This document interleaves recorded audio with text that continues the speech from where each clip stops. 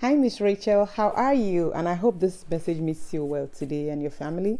Um, I'm here to make a review about the last four videos you sent to me last week. I'm so sorry. It looks like I'm behind time. I'm supposed to have made this video since last week, but unfortunately, I've had back-to-back clinicals in the hospital, and I've been on my feet literally for 12 hours every day, in the past couple of days. But hey, I'm here now, so let me keep it moving from here.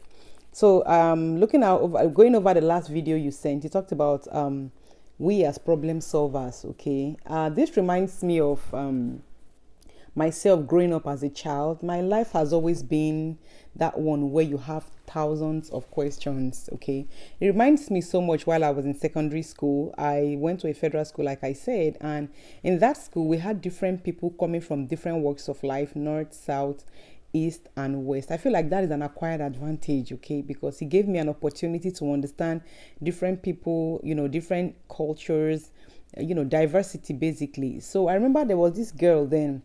Her name was Awele. Awele was a sickle cell in our dormitory then in JSS1, because I was in JS1 then when I came in. I was there for junior high all the way through senior high, pretty much for 6 years thereabout. So Awele was a sickle cell as at that time, although I heard a story that she passed on. May God rest her soul. I'm not sure if that is true. I've not confirmed that, but I just later heard that she passed on because she was really very weak then, as you know. So it happens that Awele was a sickle cell, and she was that student who was always bedwetting. She was bedwetting to the point that even if she takes a nap in the afternoon, she will wake up and discover that she had messed up her bed. But I kept asking myself a question of, okay, now this girl bedwets, right? And it makes her corner mates, it makes her hostel mates uncomfortable because of hygiene and all that. But I kept asking myself something that, for God's sake, this girl is a sickle cell. You could see that she can hardly even walk. She was those kind of sickle cells where if you see her, you could tell from the onset that this girl, something is not right with her. Because I remember then her eyes were kind of yellowish green. She was sick. Awele was sick. Okay, so I kept asking myself, like, how inhuman can people be? Like, what's the word? Inhuman to me is what comes to mind. How inhuman can people be in that this girl came and her parents were in Lagos? Fine, I know as a small child then, as a child then, I was always asking myself, like, how would the parents even bring this kind of child to boarding house? As if that was not enough, I started asking myself a lot of another question again. It's okay, now the parents have decided to bring her to boarding house for whatever reason best known to them. Now I think, why can't we just love this girl for who she is? Fine, she was bedwetting and we were not comfortable with the smell, we were not comfortable with the hygiene around her and everything, but for God's sake, when you see her, she was someone that attracted sympathy. But hey, they said in the eyes of the blind, the one-eyed man. So they said the one-eyed man is supposed to be the king. I don't even know the adage now to use for that one. But bottom line now is Awele was sick.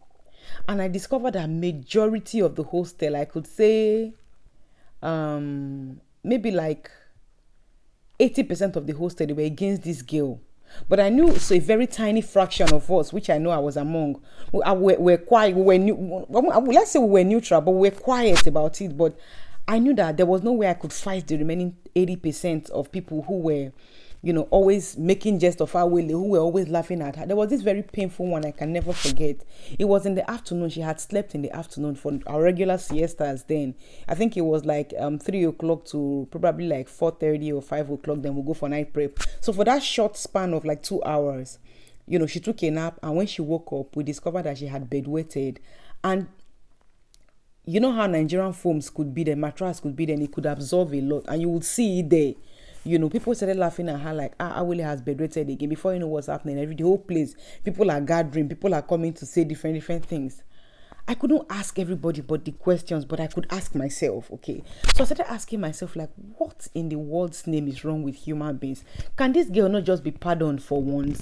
And what even broke my heart again the most was that the matron of the hostel even came around and joined those particular 80% of people who were talking down on Awele. For God's sake, this girl was going through a lot. She constantly used to have joint pain. It was through that girl I got to realize that sickle cell patients always had joint pain. Do you get? So I don't know, but I just could not explain what it was. So, I was, as at that time, I felt like I was supposed to be like a problem solver, but I didn't have all it takes to have solved that girl's problem at that time. I think after JS1, she didn't come back to us again in JS2 because the problems were too much. She was being bullied. She was not comfortable. She was constantly in and out of the hospital. It was just so much going around that innocent girl. So when you talked about being a problem solver, it was this story that came to mind for me. Also, another thing I know I always ask myself then is, people with failed relationship. I know we've talked about this relationship thing, over and over again. But my question was, how did this relationship fail? Is it that the partners they are married to are not sensible, or they themselves were not sensible in making wise choices? So I'm just trying to go over the questions that I've always asked myself as a child, making me realize the reason why I'm a problem solver. Then also one big one I asked my husband recently was, unfortunately in my family we lost a couple of persons recently, although distance. So I started asking myself that, is it not possible that maybe diabetes is on the increase, or high blood pressure is on the increase, and we're in a situation now where people don't always have that the all it takes to do like a regular yearly checkup for themselves to manage their health. So I was asking my husband that, how in the world's name now can a solution be given to this life expectancy that has been cut short now in the world? I'm talking of in Nigeria precisely right now. So I started asking myself, like, is it possible? Because right now in Nigeria, okay, in Africa, the biggest gathering of people right now is in the church. Whether we like it or not, the biggest gathering of people right now in Africa is the church. So I started asking myself, like, is it possible if every church will say, okay, you know what, after every service, let us organize like wellness checks for our members.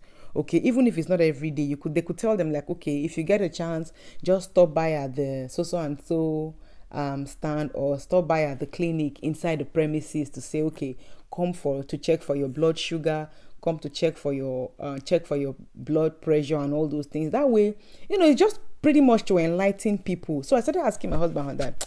My husband was like, that thing will be hard, because right now what most people are feeling is that if you tell them that, it look as if you don't have faith. I'm not that Christian that does not have faith. See, I believe so much in the Bible, okay, even if I know I'm not that Bible scholar, okay, but I know I'm trying my best. I believe so much in the Bible. I believe so much in the power of the resurrection of Christ. I have faith so much in God, and of course I have seen him make something out of nothing. But one thing I always say again is, the Bible says that wisdom is profitable, right? So I'm like, is it possible that we are failing as a church to instill, some people are not enlightened enough to understand these things.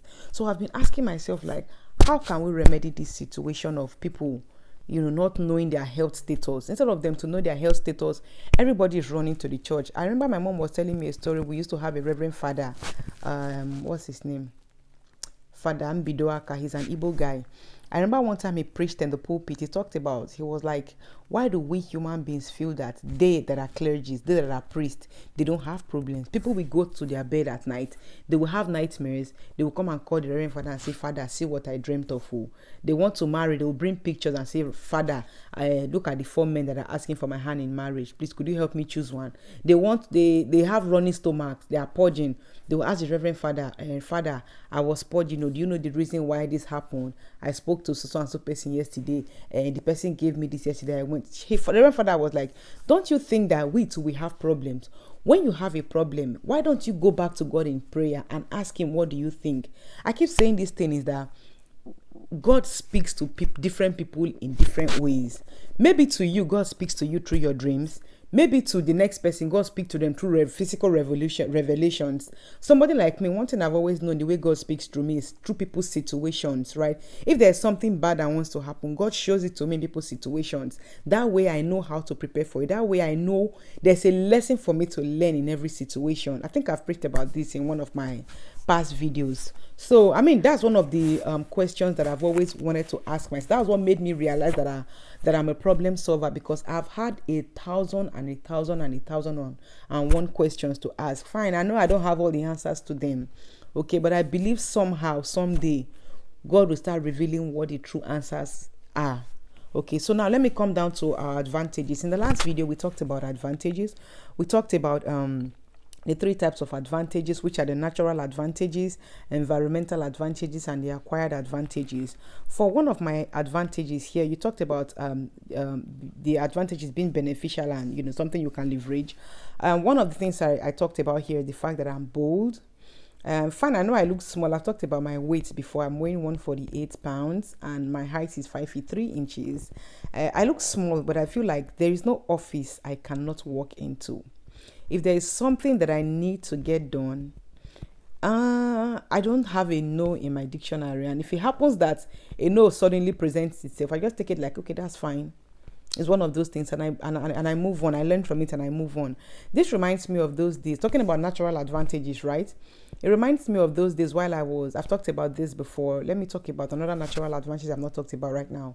It's the fact that I'm a woman. I feel like being a woman has opened 1,001 doors for me, because those days when I used to live in Castina and Kano respectively, it happens that in the bank in the north, they always get off at 4, which is different from the banks in our southern side, where they get off at 5. Is it 5 or 4? I can't remember. But I know the ones in the north, they get off pretty much early because the banks are always populated. You know, the Hausa people, they are generally most of them are businessmen, even if it's small scale or large scale, but majority of them are businessmen. It's not like our side where most people have paid jobs that they go to. But the Hausa men, most of them are farmers. Majority of them have their own business. They are traders pretty much. So they always have a reason to go to the bank over and over again. If the masters can't go, they send their boys to go and all that. So I remember one of those evenings I went to the bank. Then I was heavily pregnant for my first child. And I got to the bank and it was already 4 o'clock. They had already shut the door. The sun was so hot. I'm not sure if it's still like that day, but I remember those days, the sun then, oh gosh, the sun can turn a white person to a charcoal black person because the sun was really hot. You're looking at a weather that is above 100 degrees centigrade. It was really hot. So I was in that sun, and you know, with pregnancy, you become even more hot. You know, so I got to the bank and it was a whole lot of people there. I saw these Hausa people standing at the gate. So what they were doing was, once it's like 3 o'clock, they will shut the bank doors and they start collecting your tellers from outside. Then they will help you pay it in and come and give you the receipt. So I was there. I was so confused. I'm like, where do I start from? It's so many people there, and you know, these Hausa people with their kaftans and all that. Ooh, so I was at the back with those multitude of people. So one Hausa man just looked at me and said, what do they call women again? Yarinya. I think it was Yarinya. They said something like Yarinya. Before I know what was happening, the Hausa men that were at the back, they started transferring me to the front. So as soon as the person who was speaking the tellers from them, from inside the gate, saw me with pregnancy, immediately the kind of preferential treatment they gave to me that it was top notch, you know. So they let me into the bank, and as soon as I got there, they gave me a chair. Someone else it looks like I was one governor's wife, but no, I think it was because I was a woman. And in the northern part of Nigeria, they look at you like, I don't know the word to use, but they value women more, like if there's anything like, they value women, okay? So they opened the gate for me. And you know what, they were even opening the gate, there was no bias of, why are you opening the gate for her? What of we that have been outside? There was nothing like that. They were all giving me or clearing the space for me to get into the bank. They gave me a chair. Somebody else went to get a pack of a bottle of very chilled water for me to drink, just to make me comfortable. So I was so impressed that day. I'm like, my goodness, these people really value women. So I feel like being a woman opens a lot of doors for me over the years. This is just one of my experience of how being a woman opened the door for me in Kano State. Okay, this was in 2011. I think that was 2011. Yeah. So that's one of it. Also, I talked about the fact that I'm bold. I feel like I can walk into any office and ask for whatever I need. I know in one of my past videos I had talked, let me not bore down with too many stories. I had talked about me being able to walk into any story in any office, right? So secondly, I am truthful. Fine, I know this took me a long time to realize, or it took me a long time to achieve to get to the place where I'm at right now. I know I'm not always I'm not 100%, I'm not a saint, okay? I'm still striving towards perfection, but I realize that to myself, I'm very truthful to myself.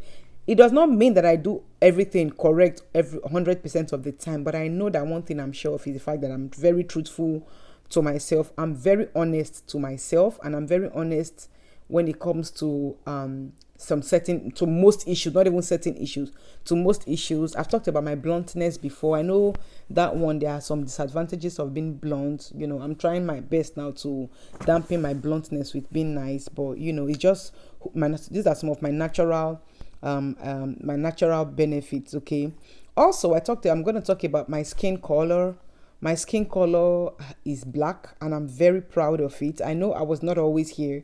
There was some time ago when I had my son, and my sister looked at me and was like, why do I look this dark? I look very much unkempt. Then they mixed some of all those creams that we used to miss in Nigeria. They sent it to me. I started rubbing this cream. I promise you, like in 3 days, I couldn't even recognize myself. People were seeing me and they were like, you look beautiful. You look beautiful. But I knew in my mind, I didn't really like it. But for some reasons, maybe I was just I was happy with the affirmations that I was getting. So I had done that for a couple of weeks, and I told myself, you know what? This is not who I am.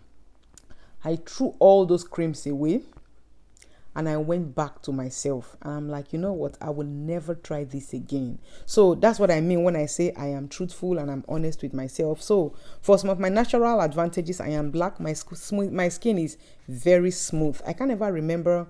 Unfortunately, I have never gone for a facial. You know how young girls go for facials, maybe like once a month, twice a month. One, I can't afford it now. Two, I have never gone for it. I'm not proud to say I've not gone for it, but I'm just saying it because that's the truth. I know if my finances improve tomorrow, I will definitely start going for it. But as of right now, I have not gone for it because I feel like my skin is smooth. My face is very smooth. I've always had this response from people like, what do you use for your face? I don't use anything for my face. I have all the cleansers, all the scrubs, but I don't even remember to use them. I have some Mary Kay cleansers that I've had now for almost 7 years. I didn't even remember that. I don't even remember that I have them. It looks like I just gathering dust on my dressing table. Okay, I just dust them from time to time, but I use them like once in a blue moon. I don't have to use them because my face is naturally smooth. Okay, I'm just trying to tell you some of my natural advantages. I have a smooth skin. My dentition is very beautiful. I've heard that from a lot of people, and I see that also myself, that I have a very beautiful dentition. Again, what else do I have here? I've talked about being female. Then my age, I'm 37-year-old, and I will be 38-year-old this year, and I don't look a bit of it. That's one of my natural advantage. I look very young. When you see me, maybe I don't know if I should stand up right now. You won't even believe I've had one child, but interestingly, God's so kind, I've had 3, and I want to have one more. I don't know if I've said that to you. So, again, I could teach people. That comes easily for me. It doesn't necessarily have to do with academics. I could teach people a skill. I could teach people, I could teach in general. Then I could convince people. I know over time I've had an opportunity to convince people on a lot of things, and I discovered that I've been able to convince a lot of people on different topics. Then talking comes naturally with me. So I'm just trying to list out some of my natural advantages here. Also, talking about environmental advantages. By the way, I live in a Western world, and I have access to 24 hours internet. Okay, I have access to mentors that I listen to on 24-hour basis. God bless YouTube. Whoever invented YouTube, may God bless you. Okay, so I'm talking about my environmental advantages right now. I have 24 hours access to the internet. I have access to good source of electricity, even if the bills are crazy, but it's what it is, huh? Then for my acquired advantages, my knowledge of different things and different touches around the world. All those are my acquired advantage. I'm sure I've told you about this before. I was born in Warri, Delta State.